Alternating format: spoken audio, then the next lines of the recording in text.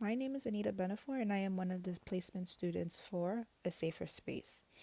This presentation will be an autism case study on a dual diagnosis client named JK. Some client information and diagnosis background. Please note that the names have been changed for confidentiality and privacy reasons. JK is 16 years old, male, with the ASD and MID diagnosis, has difficulty processing information, very low emotional awareness levels, displays stimming and looping behaviors often as a coping mechanism, strives well with routine and structure, verbally and physically aggressive with immediate family only. So recently, when this progress report was updated, we noted that he has difficulty processing information in real time, emotional regulation very, very low, and family capacity and support is a big component staff are working on when he is leaving the home. So some processing skills. JK has very limited ability to process his feelings of frustration, confusion, anger in real time without constant staffing support. So if staff are not actually asking him when he is in crisis, how are you feeling? He has no motivation or no real way of processing it. Also, his comprehension capacity is very low. So something could be happening to him. It could be positive or negative. He doesn't really understand what's going on unless asked several times. He also responds to incidents way after they occur. So he could be having dinner and he might just get triggered by something he sees or a person that might look like somebody he's interacted with in the past, or just by a memory. And then he will behave as if the incident is happening in real time. If he gets triggered by a memory, he will fixate on it as if it just happened right now. He has limited emotional regulation skills. He does not understand when or why he might be feeling anxious, happy, or sad. He responds a lot with, I don't know, immediately without thinking about what is being asked of him. So even if he knows the answer to a question, his first response is, I don't know. So staff really need to work on unpacking things with him and getting him to really think about what he's being asked. When he is frustrated, he often loops until he is calm. These loops typically last 2 minutes to 3 hours. I find with him, there's different strategies we use to calm him down. Also, looping is when he gets stuck on something and repeats it over and over and over again, and he is very heightened, so he will yell, he will scream. Looping for him usually looks like him cussing and using a lot of profanity, making accusations or allegations against a staff or even his parents or his family members, even though they are not doing anything to him or they're not there physically with him. I find sometimes when he is in a loopy or when he is looping, playing his favorite songs really calms him down. But if he doesn't want to listen to it, he will tell you, no, I'm not ready, and he will turn off the song and he will loop until he is ready. Also, staff have been asking him when he is in a loop, we will come back or we will give you space until you are calm. Sometimes it works. He will stop immediately and he will go back to his regular baseline. Other times, he will completely ignore you and continue looping for hours. It's really dependent on how he is feeling and the state that he is in mentally.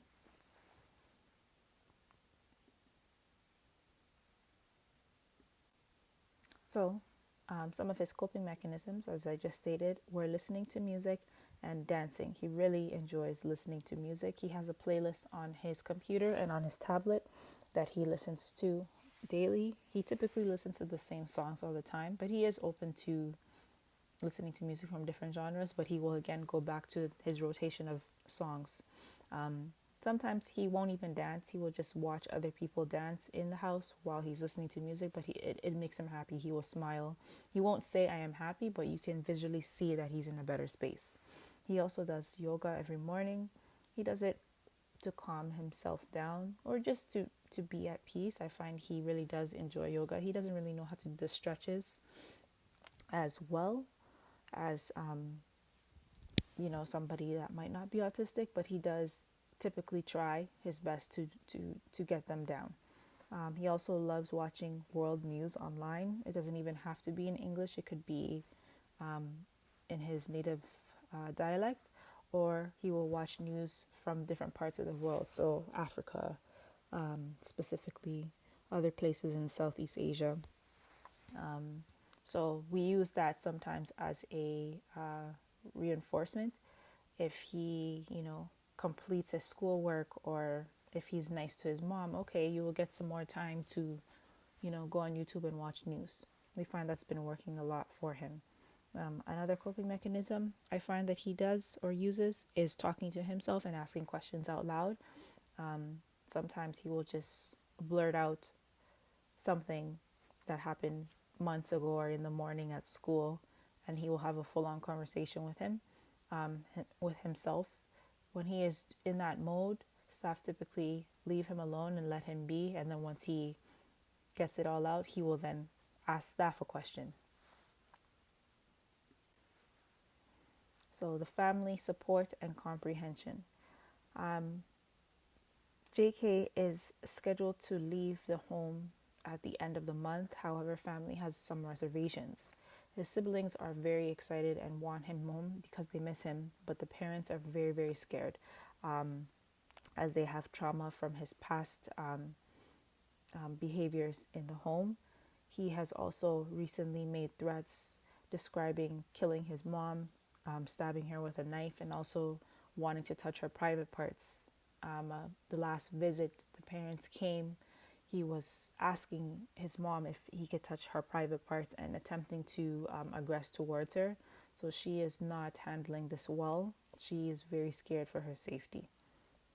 Some staff or the parents are wondering if some staff support will be available or accessible to them when he does get home, just so that if he is not receptive to the parents, because again, he typically aggresses towards the parents, if there's an outside source in the home, if that will help regulate him.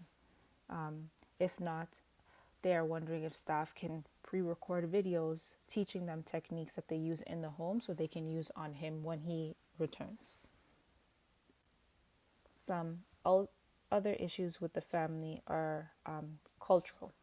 So there's a big cultural disconnect between the family and their son's ASD diagnosis.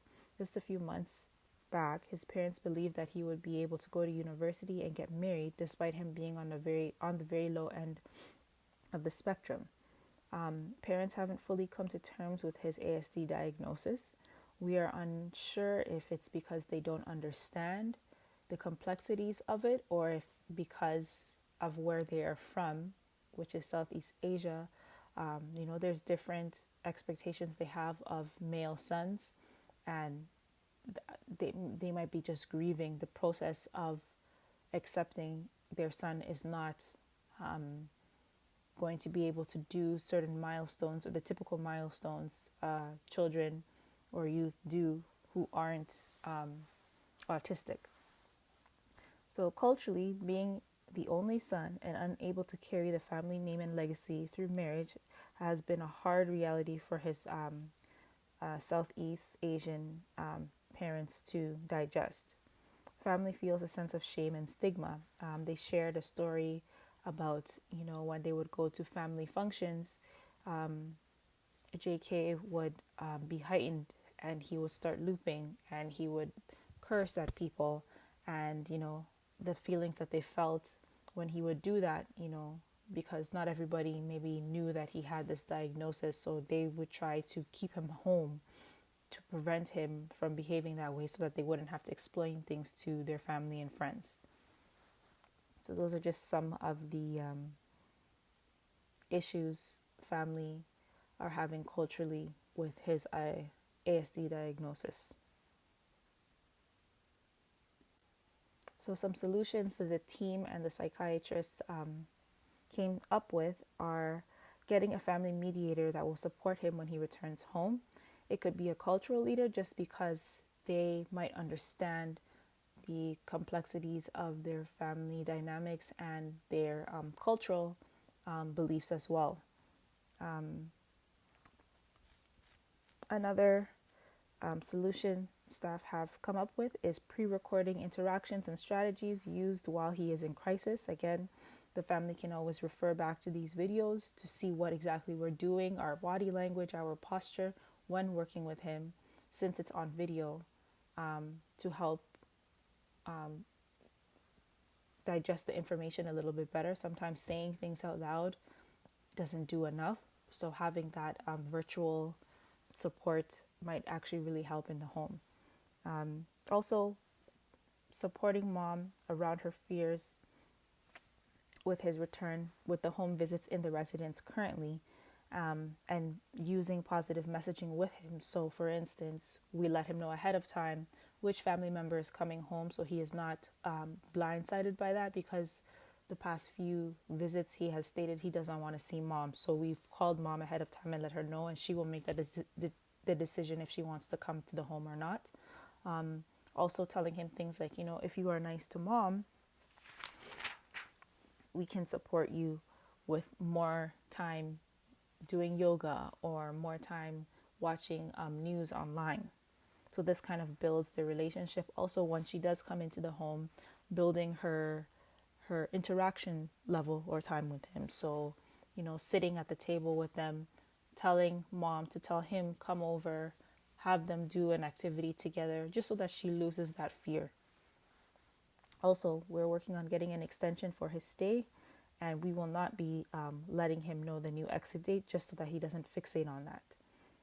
The last solution we came up with was a rewards program for his emotional regulation.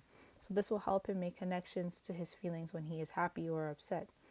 Also creating more social stories, which are animated stories that we print out and we hang up on the wall, that are very basic.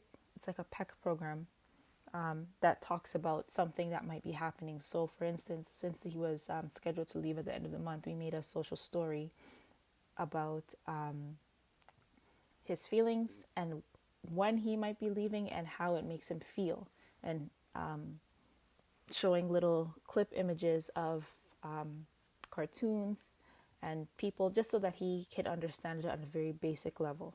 We find that those really work with him. Also creating an In My Life binder. And In My Life has questions that he can answer, like I feel happy when, and then he will associate a memory. I feel sad when, and then he inserts a memory. And then the last question, I feel angry when, so that he again associates these things with his own emotional feelings and regulation. Thank you for listening. That's the end of my presentation.